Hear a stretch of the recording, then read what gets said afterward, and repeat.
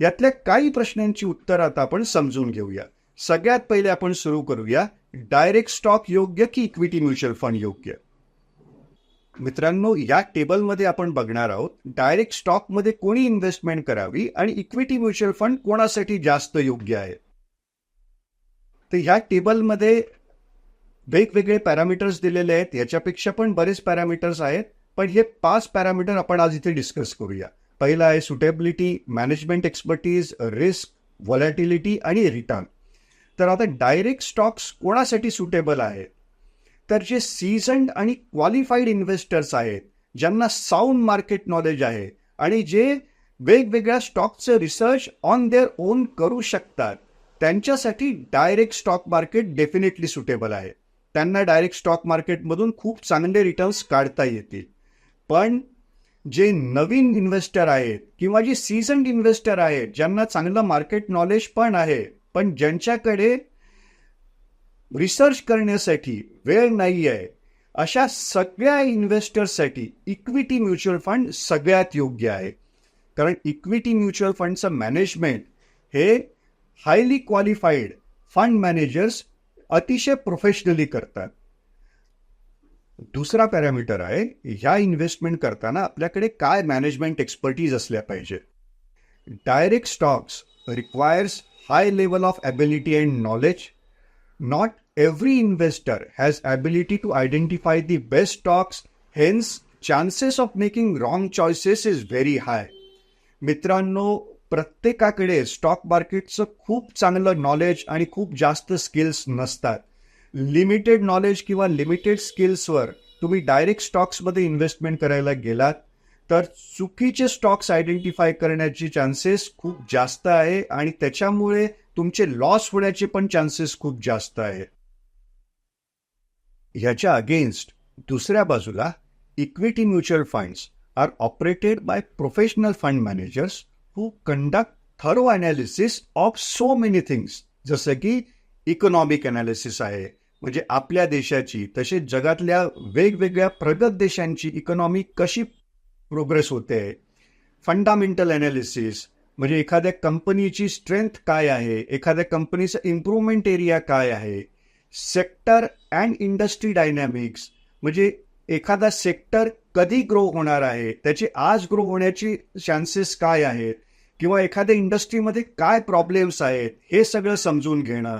कंपन्यांचं exact earning potential काय आहे, त्यांचा बिझनेस किती वाढला तर त्यांचं अर्निंग किती वाढू शकेल हे समजणं, किंवा एखाद्या कंपनीची फ्युचर ग्रोथ अपॉर्च्युनिटी काय आहे, एखादी कंपनी एक्सपान्शन करणार आहे का, किंवा एखाद्या कंपनीच्या प्लॅनमध्ये काही प्रॉब्लेम आहे का, या सगळ्या गोष्टी समजून घेणं हे प्रोफेशनल फंड मॅनेजरचं काम आहे.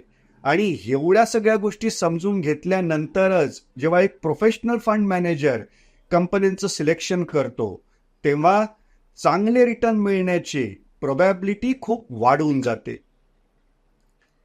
मित्रांनो, तिसरा पॅरामीटर आहे तो म्हणजे रिस्क.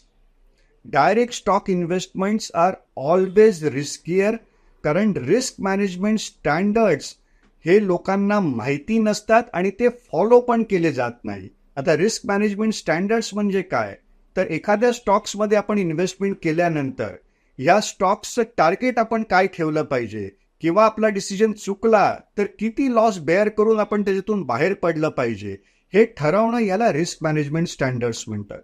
हे रिस्क मॅनेजमेंट स्टँडर्ड बऱ्याच इन्व्हेस्टरला माहितीच नसतं आणि माहिती असेल तरी ते फॉलो केलं जात नाही. त्याच्या अगेन्स्ट म्युच्युअल फंडमध्ये रिस्क मॅनेजमेंट स्टँडर्ड्स एकदम प्रॉपरली फॉलो केलं जातं, कारण फंड मॅनेजरची ती जबाबदारी असते की risk management standard properly follow करणं, आणि त्याच्यामुळे म्युच्युअल फंडमधून लॉस होण्याचे चान्सेस खूप कमी होऊन जातात. मित्रांनो, स्टॉक मार्केटमध्ये इन्व्हेस्टमेंट करताना आणखीन एक महत्त्वाचा मुद्दा लक्षात घ्यायला लागतो, तो म्हणजे व्हॉलॅटिलिटी. व्हॉलॅटिलिटी म्हणजे आपण निवड केलेल्या स्टॉक्सची प्राइस कमी जास्त होणे. जेव्हा आपण डायरेक्ट स्टॉकमध्ये इन्व्हेस्टमेंट करतो तेव्हा व्हॉलॅटिलिटी खूप जास्त असतो, कारण आपण इन्व्हेस्ट केलेल्या स्टॉक्सची प्राइस खूप जास्त वाढू पण शकते आणि त्याच्या विरुद्ध खूप कमी पण होऊ शकते. मित्रांनो, जेव्हा प्राइस एवढी जास्त वाढते किंवा एवढी जास्त कमी होते, त्यावेळी आपल्याला योग्य डिसिजन नाही घेता येत. मग आपण इम्पल्सिव्ह किंवा इमोशनल डिसिजन घेतो आणि त्याच्यामुळे आपल्याला स्टॉक मार्केटमधून मॅक्झिमम बेनिफिट होत नाही. ह्याच्या अगेन्स्ट इक्विटी म्युच्युअल फंडमध्ये व्हॉलॅटिलिटी खूप कमी असते, कारण बाईंग आणि सेलिंग डिसिजन्स हे आपण घेत नाही, तर हे डिसिजन्स एक्सपर्ट घेतात आणि ते सुद्धा एका प्रोसेसप्रमाणे घेतात.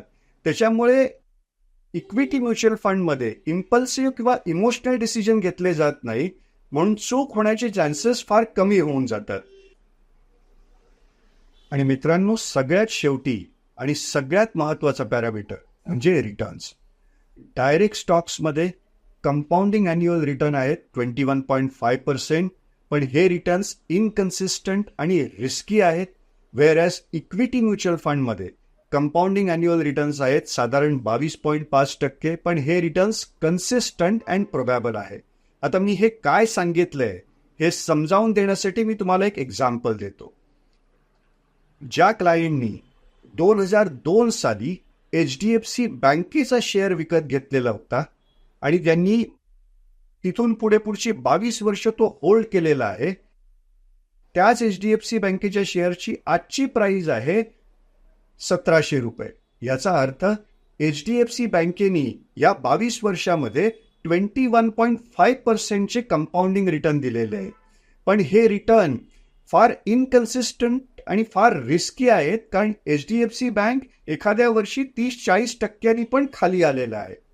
याच्या अगेन्स्ट ज्या इन्व्हेस्टरनी 2002 साली HDFCच्याच फ्लेक्सी कॅप म्युच्युअल फंडमध्ये इन्व्हेस्टमेंट केलेली होती, त्यावेळी HDFC फ्लेक्सी कॅप म्युच्युअल फंडची NAV होती 20 रुपये, त्याची आजची NAV आहे 1800 रुपये. मित्रांनो, याचा अर्थ HDFC फ्लेक्सी कॅप म्युच्युअल फंडनी मागच्या 22 वर्षात कंपाऊंडिंग रिटर्न दिलेले आहेत 22.5%, पण हे रिटर्न देताना HDFC फ्लेक्सी कॅपची NAV खूप जास्त वर खाली झालेली नाहीये, ती खूप जास्त कन्सिस्टंट राहिलेली आहे. त्याच्यामुळे इक्विटी म्युच्युअल फंडमधून मिळणारे रिटर्न्स हे जास्त प्रोबॅबल असतात as compare to direct stocks इन्व्हेस्टमेंटमधून मिळणारे रिटर्न्स, की ते खूप जास्त रिस्की असतात. तर मित्रांनो, तुमच्यासाठी डायरेक्ट स्टॉक्सची इन्व्हेस्टमेंट योग्य आहे की इक्विटी म्युच्युअल फंडची इन्व्हेस्टमेंट योग्य आहे हे समजून घ्यायचं असेल तर तुम्ही एखाद्या एक्सपर्टची, एखाद्या CFPचं किंवा एखाद्या CFAचं गायडन्स घ्या. त्याच्यानंतरच तुम्हाला योग्य डिसिजन घेता येईल.